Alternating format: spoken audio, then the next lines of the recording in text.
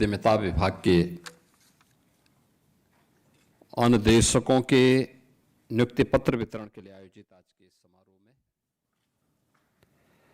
उत्तर प्रदेश सरकार में मंत्रिमंडल के मेरे सहयोगी, व्यावसायिक शिक्षा, कौशल विकास एवं उद्यमिता विभाग के मंत्री श्री कपिल देव अग्रवाल जी, माननीय विधायक डॉक्टर नीरज वोरा जी, विधान परिषद के माननीय सदस्यगण श्री अवनीश कुमार सिंह जी, श्री लालजी प्रसाद निर्मल जी, श्री मुकेश शर्मा जी, श्री रामचंद्र प्रधान जी, मुख्य सचिव श्री दीपक कुमार जी, प्रमुख सचिव डॉक्टर हरिओम जी, व्यावसायिक शिक्षा, कौशल विकास और उद्यमिता विभाग से जुड़े हुए सभी अधिकारीगण, प्रदेश के विभिन्न जनपदों में आयोजित नियुक्ति पत्र वितरण के आज के इस कार्यक्रम में उपस्थित सभी मान्य जनप्रतिनिधिगण और नवनियुक्त अनुदेशकगण और उपस्थित बहनों और भाइयों, मैं सबसे पहले एक निष्पक्ष और पारदर्शी भर्ती की प्रक्रिया के माध्यम से आप सभी के चयन के लिए आपको, आपके अभिभावकों को हृदय से बधाई देते हुए अधीनस्थ चयन आयोग को इस प्रक्रिया को पूरा करने के लिए हृदय से धन्यवाद भी देता हूं।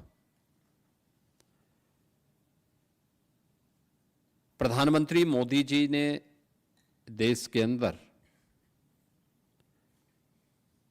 युवाओं को विकसित भारत के लक्ष्य को प्राप्त करने के लिए मिशन रोजगार के साथ अधिक से अधिक मात्रा में जोड़ने का जो संकल्प दिया है, हम सब उस संकल्प में सहभागी बन सकें, इसके लिए उत्तर प्रदेश के अंदर पिछले 8 वर्ष के दौरान 8.5 लाख से अधिक नौजवानों को हम लोगों ने सरकारी नौकरियां उपलब्ध करवाने में सफलता प्राप्त की है। आप देख रहे होंगे लगातार हर महीने कभी उत्तर प्रदेश लोक सेवा आयोग के माध्यम से, कभी अधीनस्थ सेवा चयन आयोग के माध्यम से, कभी शिक्षा आयोग के माध्यम से, कभी उत्तर प्रदेश पुलिस भर्ती बोर्ड के माध्यम से चयनित शिक्षकों के चयन की प्रक्रिया को सफलतापूर्वक या उनकी नियुक्ति की प्रक्रिया को सफलतापूर्वक संपन्न करने के उपरांत इस नियुक्ति पत्र के साथ हम सबको जुड़ने का अवसर प्राप्त होता है। और हमारा प्रयास होता है कि किसी भी नौजवान को उत्तर प्रदेश के अंदर चयन की इस प्रक्रिया में किसी भी स्तर पर भेदभाव का शिकार न होना पड़े, उसका किसी भी स्तर पर शोषण न हो, उसके साथ कोई भी भेदभाव न हो, उसकी योग्यता और उसकी क्षमता के अनुरूप उसे शासन की विभिन्न विभागों में कार्य करने का अवसर प्राप्त हो सके। इसके लिए इस निष्पक्ष प्रक्रिया को पिछले 8.5 वर्ष के अंदर उत्तर प्रदेश सरकार ने पूरी ईमानदारी और प्रतिबद्धता के साथ संपन्न करने में सफलता प्राप्त की है। और आज उसी का परिणाम है कि जो शक्ति की गई थी, उस शक्ति का परिणाम है कि निष्पक्ष भर्ती की प्रक्रिया के परिणाम स्वरूप जो युवा चयनित हुए, उन्होंने भी पूरी ईमानदारी के साथ उत्तर प्रदेश सरकार का हिस्सा बनकर के अपनी प्रतिभा और अपनी ऊर्जा का लाभ उत्तर प्रदेश को दिया। आज परिणाम हमारे सामने है। आप में से ज्यादातर लोग इस बात को जानते हैं।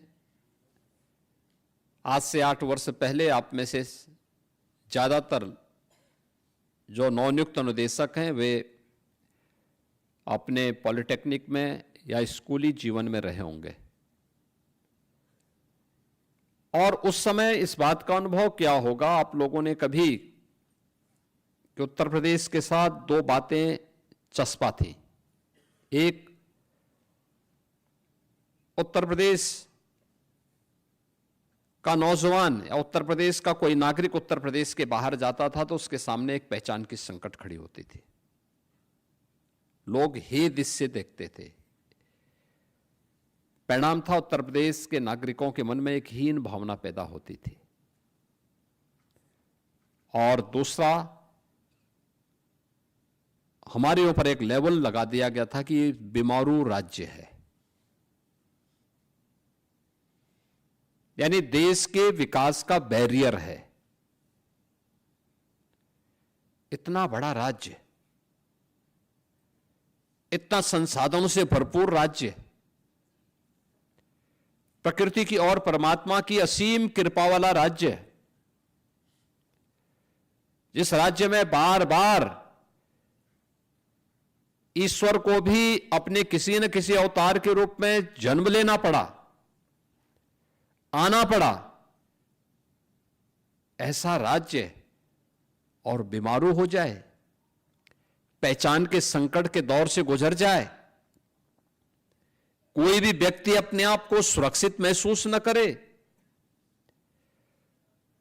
पर्व और त्योहारों के समय जब उत्साह और उमंग का माहौल हर एक चेहरे पर दिखना चाहिए, उस समय पर्व और त्योहार की आशंका उनकी जवान को खामोश कर देती थी। लोगों के मन में एक भय तैरने लगता था, पता नहीं कहां पे क्या हो जाए। उस राज्य में पिछले 8 वर्ष के अंदर हम लोगों ने 7वीं 8वीं अर्थव्यवस्था से आज उत्तर प्रदेश की इस यात्रा को शानदार तरीके से आगे बढ़ाते हुए देश की नंबर 2 की अर्थव्यवस्था बनने में सफलता प्राप्त की। बीमारू राज्य के लेवल को उखाड़ फेंक करके आज भारत के विकास के ग्रोथ इंजन के रूप में उत्तर प्रदेश को स्थापित करने में सफलता प्राप्त की है। और ये तब हुआ है जब उत्तर प्रदेश के 25 करोड़ की आबादी ने उत्तर प्रदेश सरकार से जुड़े हुए सभी अधिकारी कर्मचारियों ने, हर स्तर के नागरिक ने, और जनप्रतिनिधि ग्राम पंचायत का हो, क्षेत्र पंचायत का हो, जिला पंचायत का हो, नगर निकाय का हो, मान्य विधायक हो, मान्य सांसद हो, शासन के मंत्री हो और डबल इंजन की सरकार हो, इन सब ने जब मिलकर के प्रयास किया तब ये परिणाम हमारे सामने आए। आज उत्तर प्रदेश देश के अंदर सबसे तेज गति से अग्रसर प्रदेशों में गिना जाता है। सबसे तेज गति से विकास की दर उत्तर प्रदेश की देश के अंदर सर्वाधिक है। हर एक क्षेत्र में आज उत्तर प्रदेश अग्रणी स्थानों में आता है। 17 के पहले जो प्रदेश बॉटम 5 में था, आज वो प्रदेश देश के अंदर ज्यादातर स्कीम में नंबर 1 पर है, और जहां पर नंबर 1 पर नहीं वहां टॉप 3 में उत्तर प्रदेश को कोई नहीं हटा सकता। वहां पे उत्तर प्रदेश ने यह अपनी गति को इस रूप में प्रगति की तरफ आगे बढ़ाने में सफलता प्राप्त की। और ये तब जब हम लोगों ने उत्तर प्रदेश के नौजवानों के लिए एक बहुत साफ सुथरा मंच दिया। आप में से जितने भी 1510 अनुदेशक चयनित हुए हैं, किसी को भी कहीं से सिफारिश कराने की नौबत नहीं आई होगी। किसी को पता ही भी नहीं रहा होगा कि उसका चयन होगा नहीं होगा। जिसने तैयारी की होगी उसका चयन हुआ है, जिसने नहीं की होगी तैयारी करेगा, फिर आने वाले समय में होगा। एक विश्वास मन में होना चाहिए। और ऐसा नहीं कि अब उत्तर प्रदेश के अंदर केवल सरकारी नौकरी के भरोसे ही लोग काम करें। अब तो नौकरियों की एक पूरी बौछार हो रही है। प्रदेश के अंदर कानून व्यवस्था का जो माहौल पैदा किया गया, सुरक्षा का एक बेहतरीन माहौल पैदा किया, दंगा मुक्त, गुंडागिर्दी से मुक्त, माफिया मुक्त राज्य की अवधारणा ने उत्तर प्रदेश में बड़े बड़े निवेश को आमंत्रित किया। और इसका सर्वाधिक लाभ अगर किसी को प्राप्त हुआ है तो व्यावसायिक शिक्षा, कौशल विकास और उद्यमिता से जुड़े हुए नौजवानों को हुआ है। पिछले 8 वर्ष में 60 लाख से अधिक ऐसे लोगों को उत्तर प्रदेश के अंदर नौकरी मिली है, जिसमें से 14 लाख नौजवान वे हैं जिन्होंने उत्तर प्रदेश कौशल विकास मिशन के माध्यम से ट्रेनिंग ली और किसी न किसी उद्योग और उद्यम में वह आज समायोजित हुआ है। अभी पिछले दिनों मुझे व्यावसायिक शिक्षा, कौशल विकास के इस कार्यक्रम के साथ लखनऊ में ही एक कार्यक्रम के साथ जुड़ने का अवसर प्राप्त हुआ था और मैं उस दिन देख रहा था जिन नौजवानों का चयन हुआ था वहां, वे नौजवान वो थे जो, आप सोचिए, आईटीआई पास है, स्किल मिशन के माध्यम से, यूपी स्किल मिशन के माध्यम से उनका चयन हुआ और जो कंपनी उनको ले जा रही थी, कोई उनको 1 लाख रुपए दे रही थी, किसी को 75,000 रुपए दे रही थी, किसी को 50,000 रुपए दे रही थी। 35,000 से कम तो किसी भी नौजवान का नहीं था। आप मुझे बताओ, आज से 8 साल पहले कोई कल्पना करता था? 8 साल पहले तो कोई उद्योग भी नहीं लगाता था यहां पे। जो उद्योग थे वही यहां से बाइंड अप होकर के जा रहे थे, बंद होकर के जा रहे थे। अब उन्हें नौकरी मिल रही है। आप सोचिए कि पहले जो आईटीआई थे वे ही बंद हो रहे थे, अब आईटीआई में 300 से अधिक आईटीआई तो केवल सरकार चला रही है।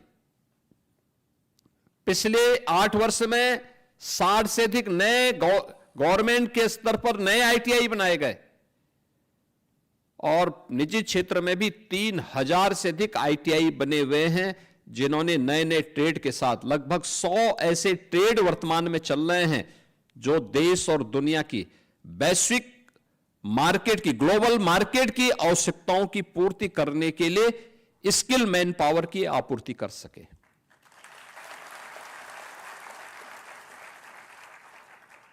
अगर हमारे यहां इलेक्ट्रीशियन और प्लम्बरिंग का ट्रेड है तो आर्टिफिशियल का भी है, रोबोटिक का भी है और ड्रोन टेक्नोलॉजी का भी है। ऐसा नहीं कि हमने केवल परंपरागत ट्रेड में ही अपने नौजवानों को हम आगे बढ़ा रहे हैं। केवल व्यावसायिक शिक्षा में उन्हीं के लिए सर्टिफिकेट कोर्स नहीं है, उनके लिए तो है ही, क्योंकि इलेक्ट्रीशियन की आवश्यकता हमेशा रहेगी। हर घर नल की योजना के बाद प्लम्बर की आवश्यकता बढ़ी। पीएनजी की जो पाइप गैस लाइन की व्यवस्था बिछाई जा रही है, ये बृहद स्तर पर जाएगी तो नए प्लम्बर की आवश्यकता पड़ेगी। वह भी जिम्मेदारी इस विभाग के पास। लेकिन साथ साथ हम मॉडर्न ट्रेड में, जिसे आप न्यू एज ट्रेड कह सकते हैं, उसमें अपने नौजवान को पीछे नहीं कर सकते।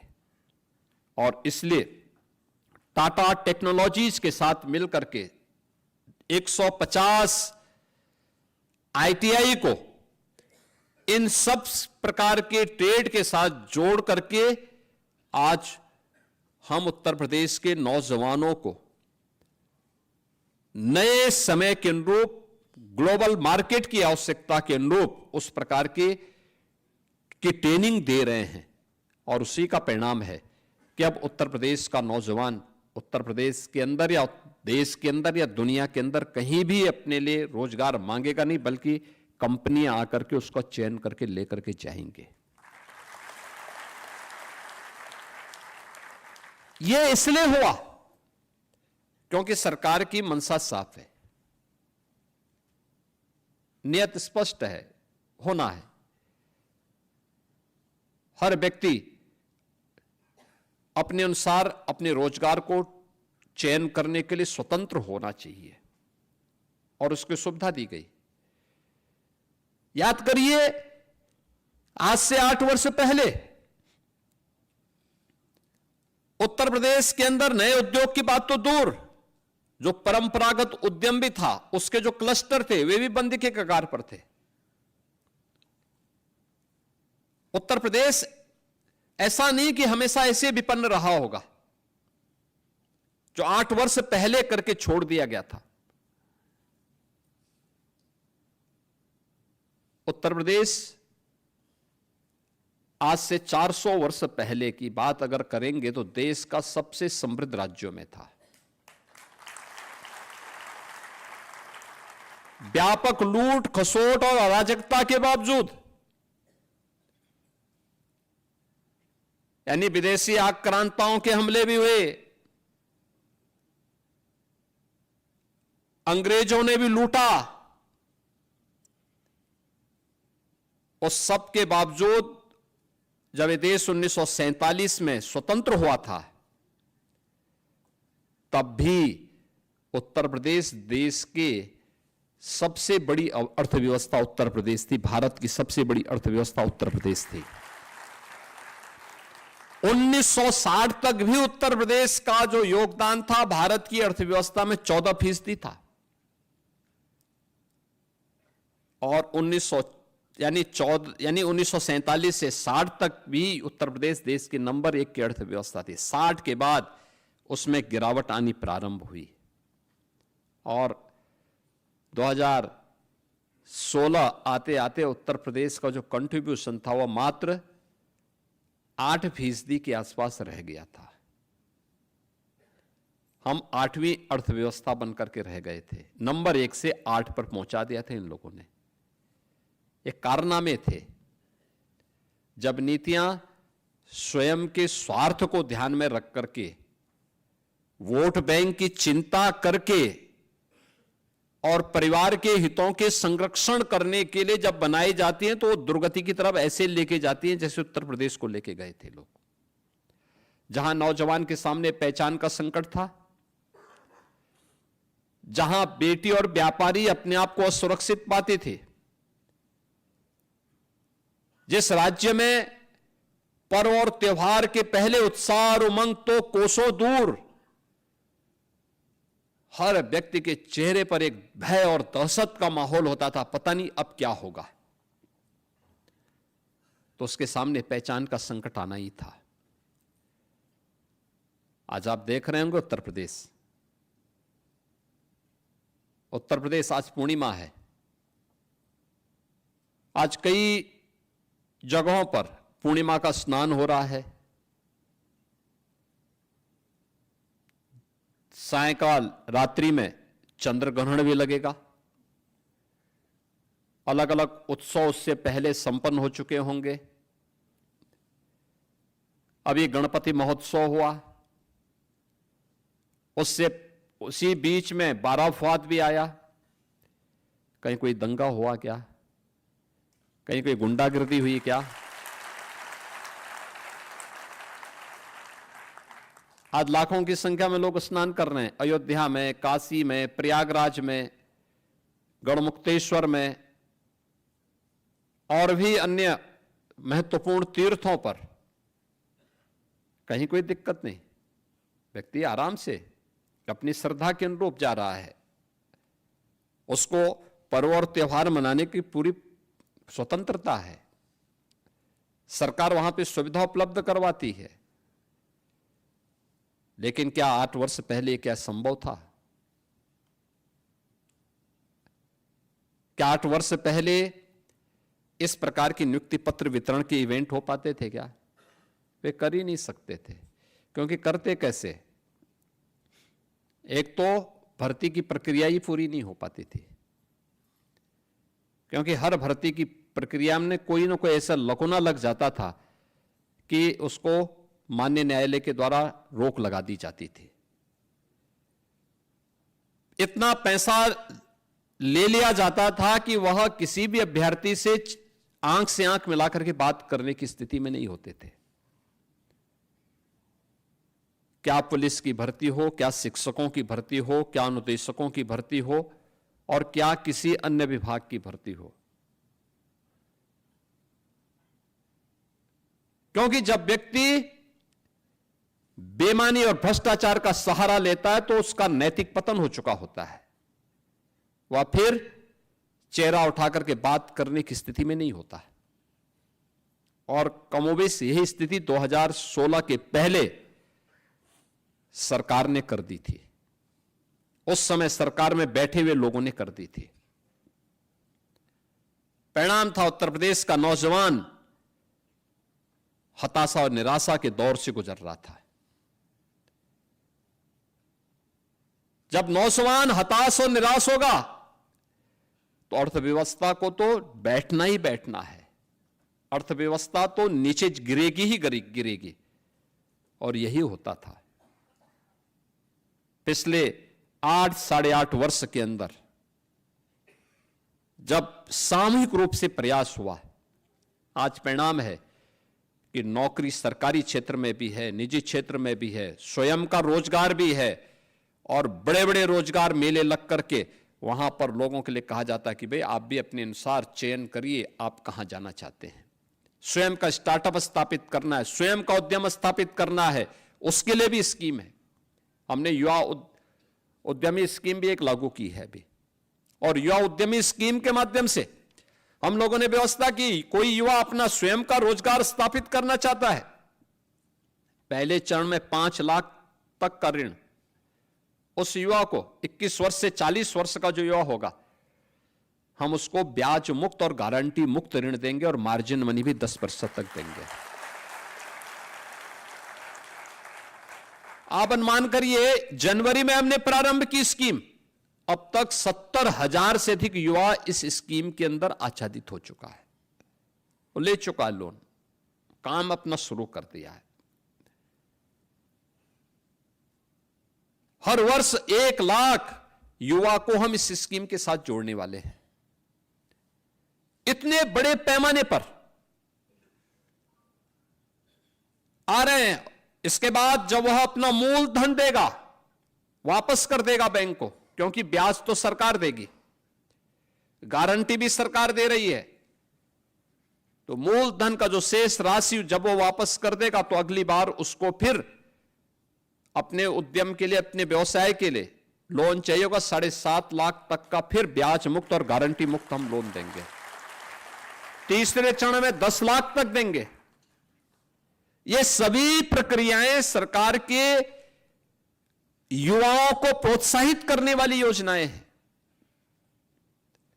युवाओं को आगे बढ़ाने वाली है, और परिणाम है वह युवा भी पूरी ईमानदारी और प्रतिबद्धता के साथ लग करके उत्तर प्रदेश के विकास में अपना योगदान दे रहा है। आज इसीलिए आप देख रहे होंगे प्रधानमंत्री जी ने कहा vocal for local. Uttar Pradesh ने 1 डिस्ट्रिक्ट 1 प्रोडक्ट दे दिया। हर जिले का एक प्रोडक्ट आज देख रहे होंगे देश के अंदर छाया हुआ है। अकेले उत्तर प्रदेश है जिसने सबसे पहला भी किया और सबसे प्रभावी ढंग से आगे बढ़ाया, और 1 डिस्ट्रिक्ट 1 प्रोडक्ट की स्कीम आज देश के अंदर छा गई है। परंपरागत हस्तशिल्पी और कारीगरों के लिए भी हम लोगों ने कार्य किया।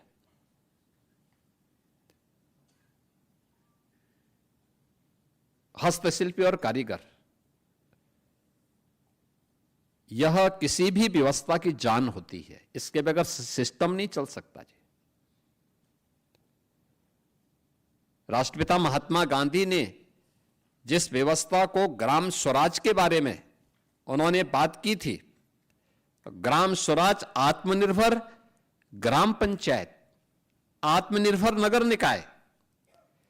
अगर ग्राम पंचायत आत्मनिर्भर बन जाए, नगर निकाय आत्मनिर्भर हो जाए, तो प्रदेश को आत्मनिर्भर होने से कोई नहीं रोक सकता, और देश को भी आत्मनिर्भर होने से कोई नहीं रोक सकता, कोई नहीं रोक सकता।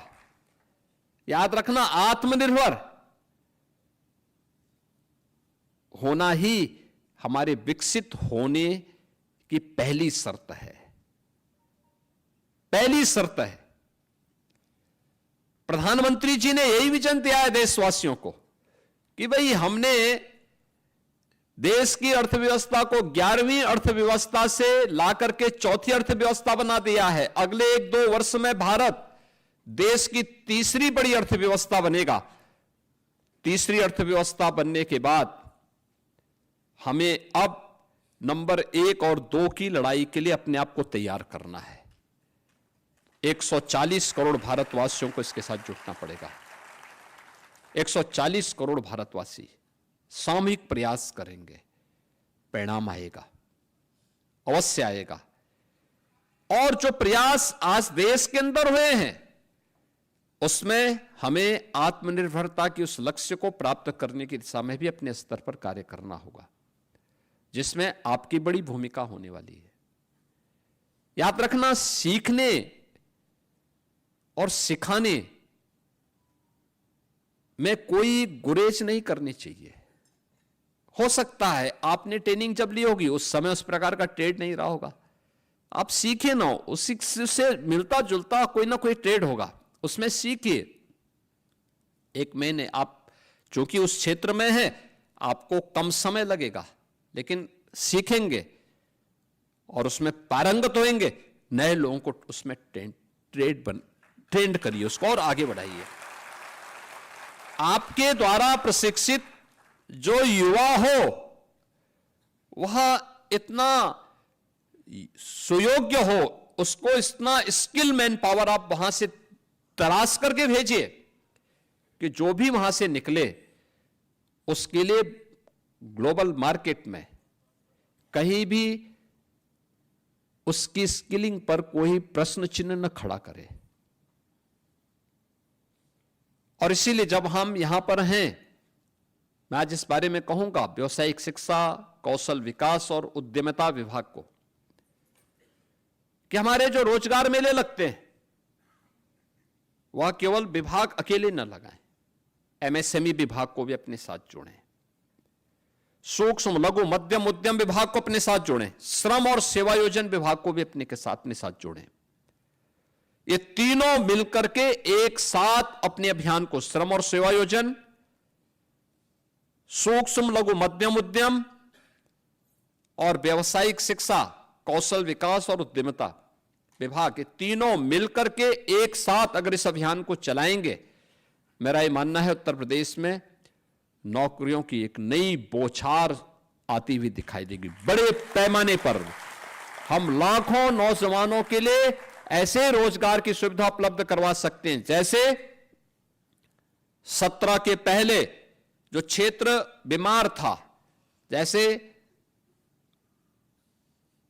परंपरागत उद्यम हर जिले में थे, बंद थे, हताशा थी, निराशा थी, सरकार ने थोड़ा सा उसको जोड़ा, आपस में थोड़ा सपोर्ट किया, एग्जीबिशन लगाए, उनको डिजाइन दी, ट्रेनिंग दी, मार्केट की व्यवस्था के साथ उन्हें लिंक किया। 2 करोड़ लोगों को उसमें सीधे सीधे रोजगार प्राप्त हुआ। 2 करोड़ लोगों को। आप सोचो, उत्तर प्रदेश, आज उत्तर प्रदेश में 96 लाख एमएसएमई यूनिट हैं, 96 लाख। और समय पर उठाए गए कदम का परिणाम क्या होता है? यह संकट का साथी होता है। समय पे कदम उठाए गए थे, जब कोविड आया और उत्तर प्रदेश का कामगार और श्रमिक जो अन्य राज्यों में काम कर रहा था, जब वहां से वह पलायन करने के लिए मजबूर हुआ, तो उत्तर प्रदेश में हमने इन 40 लाख कामगार और श्रमिकों को इन्हीं एमएसएमई यूनिट में ही समायोजित किया था कि भाई आप एक एक 2-2 लोगों को अपने हाथ जोड़ो, और सभी लोगों ने अपने हाथ जोड़ा था। परिणाम था हमारे यहां कोई भी व्यक्ति खाली हाथ नहीं रहा, कोई व्यक्ति खाली हाथ नहीं रहा। ऐसे ही सुरक्षा का बेहतर माहौल दिया गया। परिणाम क्या है? यहां पे निवेश आया। 15 लाख करोड़ रुपए से अधिक के निवेश को जमीनी धरातल पर उतारने में सफलता प्राप्त हुई, तो 60 लाख से अधिक नौजवानों के लिए नौकरी और रोजगार की सुविधा प्राप्त भी हुई। और सरकारी नौकरी अलग है। सरकारी नौकरियों ने भी एक नई गति दी है। आज पीईटी की जो परीक्षा है आज भी चल रही है, कल भी थी, आज भी है। 25 लाख नौजवान उसमें बैठ रहे हैं। इन 25 लाख नौजवानों के लिए हमें नौकरी की व्यवस्था करनी है अलग अलग सेक्टर में, और मैं मानता हूं उत्तर प्रदेश इसको दे सकता है। उत्तर प्रदेश में संभावना है, अलग अलग सेक्टर में हम इन्हें उपलब्ध करवा सकते हैं। कोई सरकारी नौकरी पाएगा, कोई निजी क्षेत्र में नौकरी पाएगा, कोई एमएसएमई सेक्टर में पाएगा, और कोई स्वयं का उद्यम स्थापित करेगा। उसकी उस स्केल को, जो 25 लाख का स्केल दिखाई देता ना, इस स्केल को स्किलिंग के साथ अगर हम जोड़ देंगे तो उसके हाथ को कार्य ही कार्य मिलेगा, और उस कोई भी बेरोजगार नहीं होगा। यह मेरा पूरा विश्वास है। आज के इस अवसर पर आपको कार्य मिला है, एक नियुक्ति पत्र प्राप्त हो रहा है। इस नियुक्ति पत्र के अवसर पर मैं आपसे यही कहना चाहूंगा कि आपने आवेदन करने से लेकर के आज नियुक्ति पत्र वितरण तक कोई भी किसी भी स्तर पर आपको सिफारिश नहीं करनी पड़ी, कोई लेन देन नहीं हुआ किसी भी स्तर पर। तो आपको भी इस बात को ध्यान में रखना होगा। ये 1510 लोगों को एक साथ नियुक्ति पत्र केवल व्यावसायिक शिक्षा विभाग में एक साथ मिल रहा है इस समय। याद करिए, बहुत बड़ी संख्या है ये, और ये एक साथ मिल रहा है बिना किसी सिफारिश के, बिना किसी लेन देन के। तो सरकार भी आपसे यह अपेक्षा रखती है कि आप भी जब अपने अपने आईटीआई में जाएंगे तो इसी प्रतिबद्धता के साथ, ईमानदारी के साथ, जिन छात्रों को आप वहां पे एक इंस्ट्रक्टर के रूप में वहां पर गाइड करेंगे, उसमें जितना बेहतरीन हो सकता है उतना करने के लिए, उतना बेहतरीन प्रदर्शन करने के लिए आप वहां पर उस आईटीआई को एक नए मंच के रूप में, स्किलिंग के एक नए मंच के रूप में स्थापित करने में आगे बढ़ाएंगे। ये उम्मीद सरकार करती है। इसके लिए आपके लिए कोई टाइम बाउंड नहीं होना चाहिए। होता क्या है, सरकारी नौकरी एक बार प्राप्त कर लिए तो लोग फिर बोलने लगते हैं, अरे साहब अब तो हो गया। अब उस समय देखने लगता है, टाइम पास करता है। टाइम पास करने से हो सकता है कि आप तत्काल अपने मन को संतुष्ट कर लेते होंगे, लेकिन वह समय किसी न किसी काल से जुड़ा होता है। वह काल फिर कभी माफ नहीं करता है, कभी नहीं। हमें याद करना होगा, ईमानदारी के साथ किए गए प्रयास का परिणाम अवश्य आएगा, और उस अवश्य परिणाम को हमें लेकर के रहना है। आज के इस अवसर पर मैं प्रदेश भर के 1510 चयनित नवनियुक्त अनुदेशकों को नियुक्ति पत्र प्राप्त होने पर उन सबको, उनके अभिभावकों को एक बार फिर से बधाई देता हूं। अधीनस्थ सेवा चयन आयोग को इस नियुक्ति की प्रक्रिया को संपन्न करने के लिए धन्यवाद देता हूं, और विश्वास करता हूं कि व्यावसायिक शिक्षा को और बेहतर बनाने में इसको आगे बढ़ाएंगे। इसके साथ ही एक और चीज मैं आप यहां पे जोड़ना चाहूंगा। व्यावसायिक शिक्षा विभाग अपने यहां एक कैरियर काउंसलिंग का भी सेल हर एक आईटीआई में जरूर खोले। ये इसलिए खोले कि वहां पे बच्चों को शुरू से ही इसके बारे में प्रशिक्षण दिलाया जा सके। और कुछ क्षेत्रों में हमें देखना चाहिए, प्रदेश के अंदर अलग अलग इंडस्ट्री की डिमांड क्या है, मार्केट की डिमांड क्या है। ये तीनों विभाग मिलकर के एक सेल यहां भी गठित करें जो मार्केट की डिमांड को देखता रहे। विभिन्न जो भी एम्बेसीज हैं उनके साथ संवाद बनाएं, दुनिया में क्या है, देश के अलग अलग राज्यों में कैसी मैन पावर चाहिए, यानी राज्य में, देश में और दुनिया में। फिर उसी अनुसार उन्हें यहां पर लैंग्वेज का भी अभ्यास कराना, उस प्रकार के ट्रेड को विकसित करके उस प्रकार के स्किल मैन पावर को भी उपलब्ध करवाने का कार्य कर पाएंगे तो उत्तर प्रदेश विकसित भारत की परिकल्पना को साकार करने में उस भूमिका को 2047 के पहले पहले उत्तर प्रदेश भी एक विकसित उत्तर प्रदेश के रूप में अपने आप को स्थापित करने के प्रधानमंत्री जी के विजन को आगे बढ़ाने में सफल हो पाएगा। आज के इस अवसर पर मैं आप सबको एक बार फिर से हृदय से बधाई देता हूं। धन्यवाद। जय हिंद।